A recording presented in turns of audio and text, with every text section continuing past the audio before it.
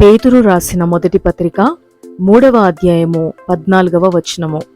మీరొకవేళ నీతి నిమిత్తము శ్రమపడినను మీరు ధన్యులే.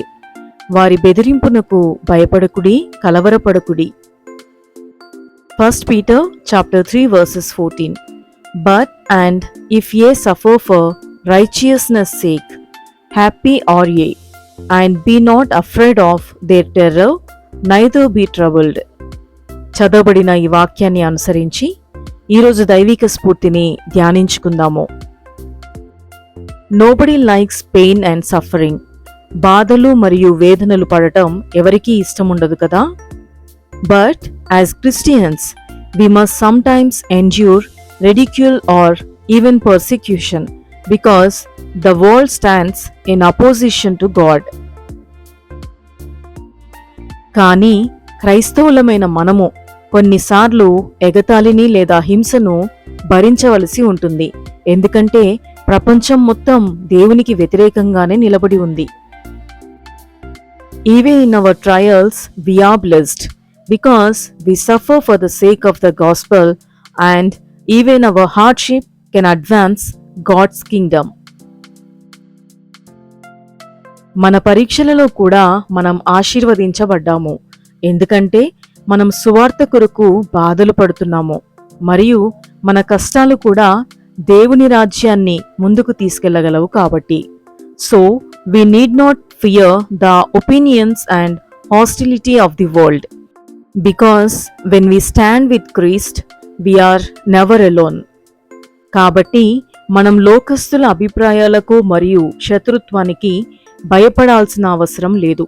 ఎందుకంటే మనం క్రీస్తుతో నిలబడినప్పుడు మనం ఎప్పుడూ ఒంటరిగా ఉండము. ఎందుకంటే మన దేవుడు మనల్ని అనాథలుగా విడువడు గనక. నీతి నిమిత్తం శ్రమపడినను మనము ధన్యులమే. లోకస్తుల బెదిరింపునకు భయపడి కలవరపడవలసిన అవసరం మనకు లేదు. కాబట్టి ధైర్యముగా మన విశ్వాస పరీక్షలో ముందుకు వెళ్దాము. దానికి ప్రతిగా దేవుడు మనల్ని గొప్ప బహుమానాలతో ఆశీర్వదిస్తాడు. ప్రార్థన.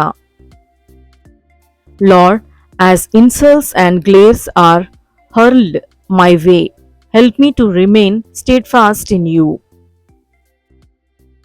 ప్రభువా, అవమానాలు మరియు మెరుపులు నా దారిలో కొట్టుకుపోవునట్లుగా నీలో స్థిరంగా ఉండడానికి నాకు సహాయం చేయండి.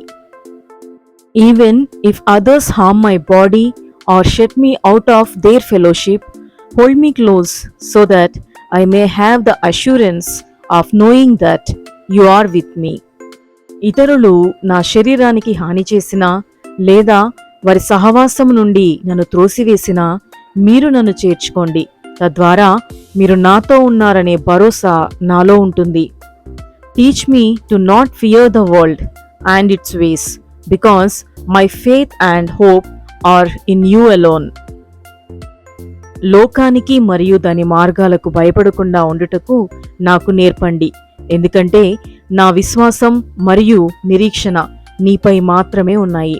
భయపడకుడి, కలవరపడకుడి, శ్రమపడినను మీరు ధన్యులే అని చెప్పిన నా ప్రభువా, మీరిచ్చిన ఈ ధన్యతలో నమ్మకంగా ఉండే భాగ్యము నాకివ్వండి. In Jesus name amen. యేసు నామములో ప్రార్థిస్తున్నాను తండ్రి, amen. Praise the lord everyone. Please do like, share and subscribe to our channel. May God bless you all. Amen.